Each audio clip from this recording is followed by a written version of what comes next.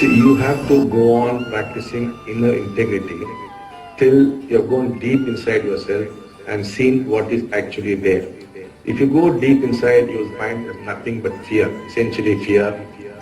There is deceit, there is cunning, there is jealousy, and all that muck, it's all there. So you have to confront it. Confront it means not challenge it, but look at it. And then do not try to change it, because that cannot be changed. Because these are contents of the mind, and the mind is very, very old. It's as old as man himself. And that is the structure of the mind. That cannot be changed. It is the nature of the mind. For example, if you take sugar, sugar is crystalline. It tastes sweet. Its specific heat is that much. Its specific gravity is that much. You can't do anything about it. You take salt, it has its own qualities. So the human mind has evolved over millions of years into what it is today. But the basic structure itself has not changed very much. Fear is there. It was there for ancient man, it is there today. Jealousy was there, it is there. Anger was there, it is there. Desire was there, it is there. But the objects have changed. Probably earlier man had fear for the tiger or the lion or some wild beast or the fear of hunger. Today's man has fear of the share market and what's happening to the economy. And somebody would have envied or felt jealousy about somebody's fear. Now you could feel jealous about somebody's car. So essentially the structure has not changed, and it's also been genetically designed that way. So fighting to change that would be foolhardy. So if there is a problem with you, like for example you live in a street where there's the mafia or something like that, and there's no way you could get out of that street, and the mafia would not leave. So what is the best way to handle the situation? Could you tell me what's the best way to handle the situation? The mafia will not move, and you cannot leave that place. So what do? The best way would be to go to the mafia, to surrender to the mafia. Take a pack of sweets to him or some gifts to him, maybe embrace him and praise him. Then the mafia would say, okay, you do whatever you want, I won't trouble you. You become a friend of the mafia. Something similar must happen here, because you cannot change all these things. Because it is not you, it is there in you, but you are not that. It will remain so. Whether you are enlightened or not, it will remain so. The only difference is the enlightened man is not playing with it. He's not trying to change it.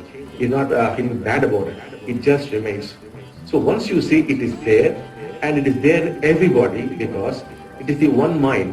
Like let us say somebody is having a H1N1 problem.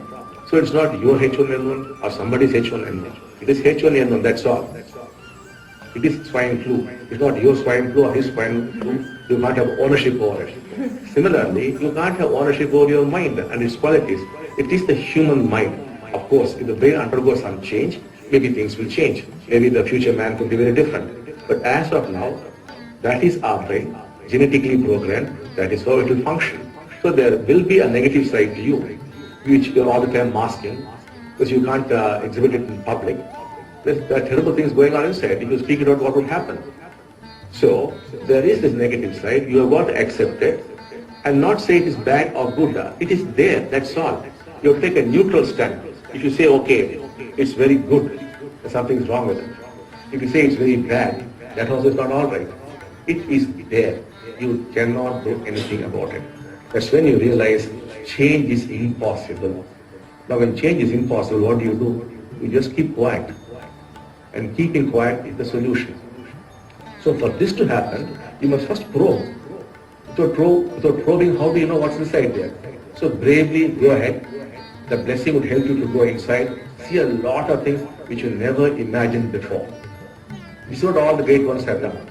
Be it a Buddha or a Christ or all the great ones, they have done this. They have gone inside, they have seen what is there. And they said, let it be so. When you say let it be so, you become free of it. It is there, but you're free of it. This if you practice, you will see tremendous changes happening to you. Most of all, conflict will slowly cease. As conflict ceases, slowly something will happen. You will begin to feel connected. And then when you begin to feel connected, you will find that thought subsides. And that which thought cannot touch would start expressing itself. Because that which would come in cannot be touched by thought, because it's not a concept. It is not a belief. It is not a view. It is not even an experience The mind always experiences. No. It's something very living. What we call the present. It's very, very living. That would take in. That would come in of its own. And that is the benediction we are talking about. And to get there, you have to move step by step. Go inside. Discover. Accept. Love. These are automatic sequences. It does not require great time, energy and effort. Only the first phase takes time, energy and effort. And if you use the blessing, it gets quite fast. Thereafter, no time is required, no energy is required, no effort is required. Now suppose there is a snake in the hall where you are there, and then all of you are jumping in great fear. Then suddenly somebody brings a torch and you discover it's not a snake, it's a rope. Fear has disappeared instantaneously. It has not taken time, does not take energy, does not take effort. You saw and you are free. To see is to be free. It does not take any of these things. But the whole trouble is getting a torchlight and putting a torchlight and seeing what is there. That is the effort that is required on your part. Once that is done, slowly you'll find something very remarkable happens. First you feel there's a peace. Then you discover conflict is absent. Nothing has changed. Your wife is still nagging you, your husband is still troubling you, your son is disobeying you, you have problems with your friend. But strangely, those things have not changed, but it is no more affecting you. You're simply taking in your stride, and even that is giving you joy. And little by little you find, even the other is slowly changing. And when that happens, thought quite the story. The thought is the mischief maker.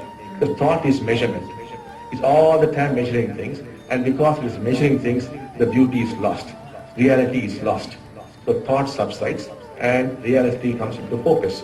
Along with reality comes something which I would not like to talk about. That you have got to discover it for yourself. I would simply call it the benediction. It is there.